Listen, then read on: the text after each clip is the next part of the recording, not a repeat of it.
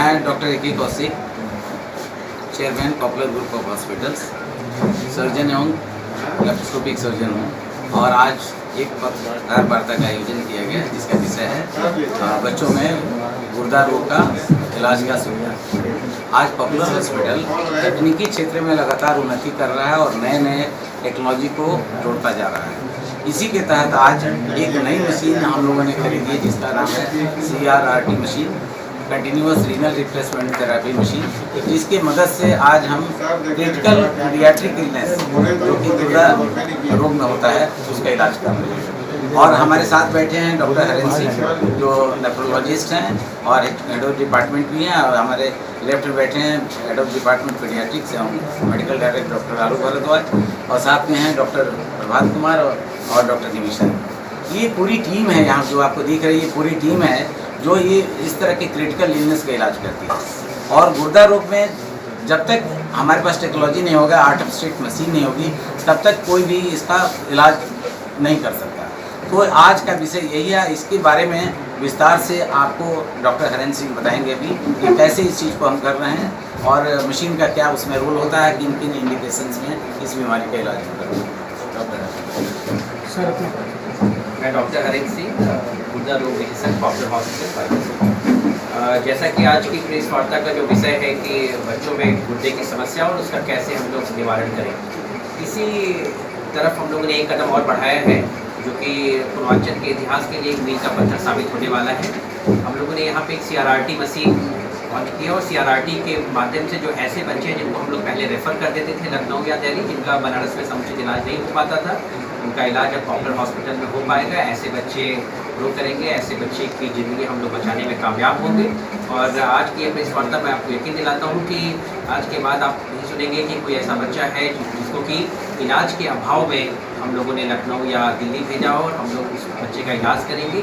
और CRRT एक ऐसी चीज़ है जिससे हम उन बच्चों का इलाज करने में कामयाब हो जाएंगे जिनका इलाज हम पहले नॉर्मल मशीन से डायलिसिस नहीं कर पाते थे, उन्हें गुर्दे की समस्या थी और उसका इलाज किसी भी और पद्धति के द्वारा नहीं किया जा सकता था। जैसे कि उनका ब्लड प्रेशर बिल्कुल कम था, ऐसे बच्चे ICU में एडमिट है, वेंटिलेटर पे हो, ऐसे बच्चों को अगर हम लोग बचा के निकाल पाए और ऐसे बच्चों को हम लोग समाज में ला पाए, क्योंकि हमारा मेन एम यही है कि स्वस्थ समाज हो, ऐसा समाज हो जो देश के विकास के लिए करे, और बच्चे स्वस्थ बच्चे हों तो देश का भविष्य बिल्कुल सही दिशा में होगा। और इस दिशा में डॉक्टर ए.के. कौशिक सर और हमारे बाल विभाग है उसके head of department doctor Alok Bhardwaj sir है, जिन्होंने काफ़ी अच्छे से इस डिपार्टमेंट को लीड किया। और मेरे जैसे यंग नेफ्रोलॉजिस्ट के लिए बहुत आसान हो जाता है जब ऐसी टीम हमारे पास हो, ऐसे गुरु हमारे पास हो, ऐसे मेंटर मेरे पास हो कि 24/7 काम कर रहे हो। और मैं चाहूँगा डॉक्टर आलोक भारद्वाज सर से कि सर आप इस पर प्रकाश डालें कि इस चीज़ों को आगे कैसे लें। सर, एक बच्चों का इलाज करके है तो बच्चे तो जन्म से लेकर के कितने उम्र तक के बच्चों आपके यहाँ इस टाइप का इलाज हो पाएगा? पीडियाट्रिक डिपार्टमेंट में हम लोग जन्म से लेकर 18 साल तक के बच्चों को पीडियाट्रिक डिपार्टमेंट में हम लोग लेते हैं। नहीं, जो इस गुर्दे की आज बात कर रहे हैं जिसके लिए विशेष पत्रकार वार्ता की है, अगर किस उम्र के बच्चों तक आप इलाज कर पाएंगे? कि बच्चों में जो CRRT होती है वो वेट के हिसाब से होती है। अगर बच्चा 10 से 15 किलो तक का है तो CRRT करना बहुत ही आसान हो जाता है। अगर बच्चा 25 किलो के ऊपर है तो हम कन्वेंशनल डायलिसिस करते हैं। अगर चूँकि आप देखें हमारा ऐसा बेल्ट है पूर्वांचल जहाँ पे कुपोषण के शिकार बहुत सारे बच्चे होते हैं, तो इस तरह के बच्चे जो होते हैं वो अमूमन अपनी एज से कम वेट के होते हैं, इसीलिए CRRT के लिए मील का पत्थर साबित होने वाला है। वाराणसी में आप सबका स्वागत है। मैं doctor Alok Bhardwaj, head of the department paediatric और नियोनेटल ICU का इंचार्ज। हमारे साथ हैं डॉक्टर प्रभात जो हमारे मेन इंटेंसिविस्ट हैं और हमारे department of paediatrics popular hospital के मेन स्तंभ हैं। साथ में है डॉक्टर निमिषा और डॉक्टर रोशनी। हम लोग चारों डॉक्टर मिल करके इस डिपार्टमेंट को चला रहे हैं। कभी भी किसी ICU को चलाना तभी संभव हो पाता है जब एक टीम हो, और वो टीम तभी काम कर सकती है जब चारों लोग मिल करके कार्य करें। तो हम लोग चारों कंसल्टेंट्स आपस में मिल करके 24 घंटा लगे रहते हैं। कोई भी बच्चा आप कभी भी आता है तो हमारे यहाँ कंसल्टेंट आपको जो है ICU में बैठा हुआ मिलता है, चाहे वो पीडियाट्रिक ICU हो, चाहे नियोनेटल यानी पैदा हुए बच्चों का ICU हो, चाहे बड़े बच्चों का। और ये सुविधा एकमात्र पूरे पूर्वांचल में केवल जो है पॉपुलर हॉस्पिटल में उपलब्ध है कि रात में आप 2 बजे भी आएंगे तो आपको जो है चिकित्सक यहाँ पर उपलब्ध मिलेंगे। शिक्षा दे रहे हैं तो पूर्वांचल के लोगों को भी सुविधा देंगे। हमारे पास जो इस बार जो डायलिसिस के बच्चे आए, जो किडनी फेल के बच्चे आए, उनकी संख्या जो है 3 और 4 के आसपास थी पिछले 1-1.5 महीने में, और उसमें से 2 बच्चों को डायलिसिस करके हम लोगों ने एकदम सकुशल कर लिया। दोनों बच्चे मरणासन स्थिति में आए थे और वो धीरे धीरे उन्होंने बेहतर किया डायलिसिस के बाद, और उसके उपरांत जो है हम लोगों ने रीनल ट्रांसप्लांट के लिए उन लोगों को बड़े गवर्नमेंट हॉस्पिटल में भेज दिया, जिससे उनका खर्चा कम हो। और डॉक्टर हरेंद्र बता रहे हैं एक को डेट भी मिल गई है, तो 1-2 महीने के अंदर अगर उसका किडनी ट्रांसप्लांट हो जाता है तो हमारे इलाज की पूरी यात्रा हम सफल मानेंगे। एक बच्चा और अभी हमारे पास आया था, हमारे एक कुलीग ने हमारे पास रेफर किया था बनारस के। उस बच्चे का भी किडनी फेल था, क्रिएटिन उसका जो है बहुत ज़्यादा था और साथ में जो है उसका यूरिया भी बढ़ा हुआ था। डॉक्टर प्रभात ड्यूटी पे थे, इन्होंने तुरंत देखा। तुरंत देखने के उपरांत डॉक्टर प्रभात ने निर्णय लिया कि इसका जो है डायलिसिस किया जाए। इन्फेक्शन ज़्यादा थी, उसके लिए एंटीबायोटिक और फ्लूइड चालू किया गया और वो बच्चा जो है मात्र 2 डायलिसिस के बाद आगे 4 दिन के अंदर ही जो एकदम मरणासन था उसकी स्थिति बेहतर होती गई, उठ करके खाना पीना खाने लगा। हम लोग को लगा 1-2 बार और डायलिसिस करनी पड़ेगी, लेकिन हमने और डॉक्टर प्रभात, डॉक्टर निमिषा, डॉक्टर रोशनी ने आपस में हम लोगों ने मीटिंग की कि लगा कि नहीं इसका जो है शायद डायलिसिस के बगैर काम चल जाए। ब्लड टेस्ट कराए तो उसका क्रिएटिन जो 6 था वो गिर करके 1.5 पे आ गया। जो पेशाब नहीं कर रहा था अब वो दिन भर में कई लीटर पेशाब करने लग गया और उस बच्चे को जो है हम लोग बिना डायलिसिस के 2 डायलिसिस के बाद हम लोग ने उसको भी बचाने में सफलता प्राप्त की और अब वो एक नॉर्मल जीवन जी रहा है, जिसके लिए जो है हमारे सभी। अपना परिचय दें सर। नमस्कार, मैं doctor Prabhat Kumar, paediatric intensivist popular hospital, आपका स्वागत करता हूँ। हम लोग अभी चर्चा कर रहे थे पीडियाट्रिक नेफ्रोलॉजी में बच्चों में होने वाली किडनी की बीमारी के बारे में।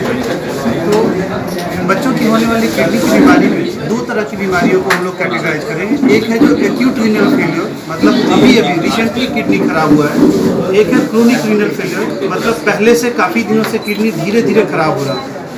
जो एक्यूट रीनल फेलियर है, इसको अगर समय पे मैनेज कर लिया जाए तो उसके बाद भविष्य में इसको कभी किडनी की डायलिसिस या किडनी की समस्या नहीं होती। दूसरा जो क्रोनिक रीनल फेलियर है, उनको अगर हम लोग डायलिसिस करें समय पे तो इनका किडनी ट्रांसप्लांट करने के लायक बना सकते हैं या लंबी डायलिसिस, बार बार डायलिसिस से वो आम जीवन व्यतीत कर सकते हैं। जो एक्यूट किडनी इंजरी है वो किसी इन्फेक्शन, किसी पॉइजनिंग, सीरियस बीमारी के चलते होता है। तो ऐसे बच्चों को अगर समय रहते हम पकड़ लें तो किडनी डैमेज होने से पहले ठीक कर सकते हैं। सही मात्रा में दवाएं देकर, सही मात्रा में IV फ्लूइड देकर, सही तरीके से डायग्नोसिस करके एंटीबायोटिक देकर। फिर भी अगर थोड़ा लेट हो गया कहीं किसी कारणवश, या तो बच्चा हॉस्पिटल नहीं पहुंचा या हॉस्पिटल उनको प्रॉपर इलाज नहीं दे पाया, तो वैसे कंडीशन में सही समय पर डायलिसिस देने से 1 या 2 डायलिसिस पे लाइफ लॉन्ग वो इम्प्रूव कर। हमारा एम ये है कि पहले तो उन बच्चों को बचाया जाए जिनका एक्यूट किडनी इंजरी है, तो उनको क्रोनिक किडनी इंजरी में बदलने ना दिया जाए, उनको इम्प्रूव कर दिया जाए समय रहते, ताकि इनका कोई कोमॉर्बिडिटी ना रहे। जिनका क्रोनिक किडनी इंजरी है, अगर उनकी डायलिसिस करेंगे तो डायलिसिस तभी संभव हो पाएगी जब उनका यूरिया क्रिएटिन कंट्रोल में रहेगा, बच्चे की कंडीशन स्वस्थ रहेगी। तो ऐसे कंडीशन में आपको पहले डायलिसिस करके उनको किडनी ट्रांसप्लांट के लायक बनाना होता है। वो तभी पॉसिबल है जब सही तरीके से सही समय पे आप डायलिसिस देंगे। यहाँ पे नवजात बच्चों का भी डायलिसिस का सुविधा है। बाकी हॉस्पिटल्स में बड़े बच्चों का डायलिसिस कर लेते हैं, बड़ों का डायलिसिस करते हैं। यहाँ पे नवजात बच्चों का भी डायलिसिस कर सकते हैं, पर वो मशीन के द्वारा नहीं, एक अलग तरह की पद्धति है, जैसा हम लोग पहले बात कर चुके हैं। पेरिटोनियल डायलिसिस होता है। पेट, नाभि के नीचे पेट में ऑपरेशन करके पाइप डाला जाता है, उससे दवा अंदर डाली जाती है, निकाली जाती है। ये प्रोसेस लगातार 72 घंटे चलता रहता है, जिससे जिनका किडनी का डैमेज है वो सुधार होता है, किडनी इंप्रूव करती है। ये पेट में डायलिसिस नवजात बच्चों में अगर सही समय पे शुरू कर दिया जाए तो उनका पूरी तरह से स्वस्थ हो जाते हैं, आगे फिर किडनी की समस्या नहीं होती। तो पॉपुलर हॉस्पिटल अपने एक उन्नत टीम और प्रॉपर गाइडेंस के हिसाब से ऐसा काम कर रहा है कि इन बच्चों में भविष्य में कोई समस्या न रहे, जान बचाया जा सके और स्वस्थ जीवन दिया जा सके। धन्यवाद।